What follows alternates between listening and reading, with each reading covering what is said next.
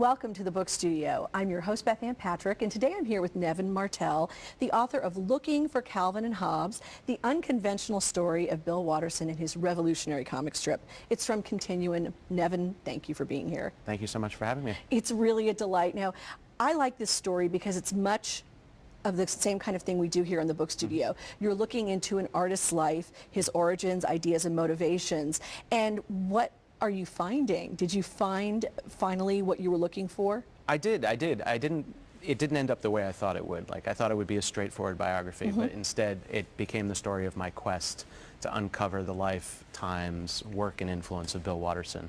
So it became much more personal than I thought it ever would. Well, let's talk about this. Was it a fruitless quest or not? Not at all. Not at all. It wasn't fruitless at all.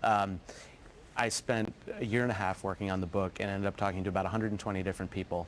Now, readers will have to pick up the book themselves to find out the culmination of my detective story to find Bill Watterson, but it was not fruitless. The life and times and work of Bill Watterson became incredibly illuminated through that journey. Now, what do you think it is about Calvin and Hobbes that really made it such a seminal comic strip? You have an epigraph to one of your chapters. It's a quote from Stephen Paschier. I'm not sure if I'm going to say his name correctly. Stephen Pastis. Stephen Pastis from Pearls Before Swine.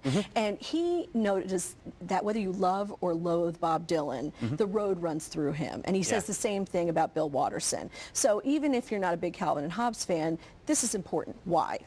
Calvin and Hobbes is one of those strips that both adults and children could really delight in, because as a child you just saw this wonderful set of adventures unfolding with a great imaginary or maybe not imaginary friend at this kid's side. And as an adult, I think a lot of people got to look at it and say, you know what, I really remember that as a child. I remember going on those adventures. I remember having that friend, real or not real. And, you know, people looked at the strip and just delighted in the flights of fancy that Calvin went on and that Watterson took us on. Well, you know, Watterson, it's interesting, started out wanting to be an editorial cartoonist. And he wound up doing this over 10-year stint as a comic strip artist. And one of the things, as you pointed out, that really made a difference in Calvin and Hobbes is that you could see both sides of things.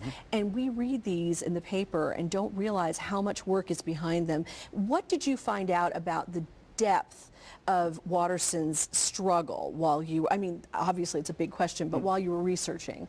Well, Watterson's struggle as an artist played out every day in the paper. I mean, he went through incredible lengths to maintain the high standards of the strip, and he at the same time was battling with the very people who were syndicating the strip in terms of the licensing and the merchandising of it. And over the course of the 10 years of strips, you can see his battles play out near the end of it especially. Calvin and Hobbes have a series of conversations about art and its worth and its role in popular culture. And if you didn't know what was happening behind the scenes, you didn't really know what the strips were about. They were still funny, but you didn't get the context of them. But as I did the research for the book, I realized that Watterson really let his own life play out in the strip.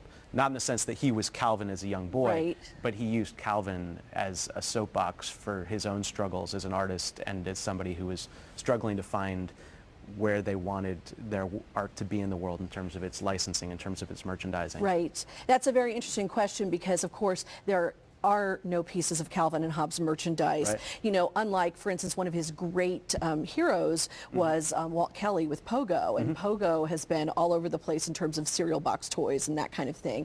No Calvin and Hobbes stuff. Now, here's the question I have to ask you. As an artist yourself and as someone who spent all this time looking at someone putting comic strips in newspapers, journalism has changed a lot. What do you think Bill Watterson would think of the state of things right now for journalists and for cartoonists? I think it's pretty sad. I mean, I think that Watterson, along with Burke Breathitt, who did Bloom County, and Gary Larson, who did The Far Side, really represent the last golden age of American newspaper cartooning. And there just hasn't been that interest in it since then. And I think it's pretty sad. You know, when they all left papers, people really didn't have anyone to turn to. And papers, in terms of their circulation, in terms of readership, have declined greatly as a whole. So I think for him, it's a sad thing, but I think he got out at the right time for him. Do you think he might be, if he were starting out today, writing graphic novels? He might be, and he might also be forced into making some decisions that he made differently in the past. You know, the business model for cartoonists has changed drastically. Now it's all about getting people to your website or Right. getting syndicated enough papers so you can sell the plush dolls or so that you can get the Saturday morning cartoon, because that's the way you make your money. Whereas in Watterson's day, you know, you could make a great living as a syndicated cartoonist who also sold books. Very interesting points, and I want to ask you before we end what you're working on next. Where do you go from thinking about Bill Watterson, who really is a genius? Well, you know, actually it reminded me of all the wonderful things I did as a child and all the adventures that I went on as a kid. And so I'm working on a collection of short stories that are fond reminiscences of my time as a kid and all the silly things that I did. Fantastic. Well, that's a great segue then. And the book is Looking for Calvin and Hobbes, the unconventional story of Bill Watterson and his legendary, revolutionary comic strip from Continuum. The author is Nevin Martell. Nevin, thank you for being here with us. Thank you so much. It was a real pleasure. You are so welcome. Join us next time on The Book Studio.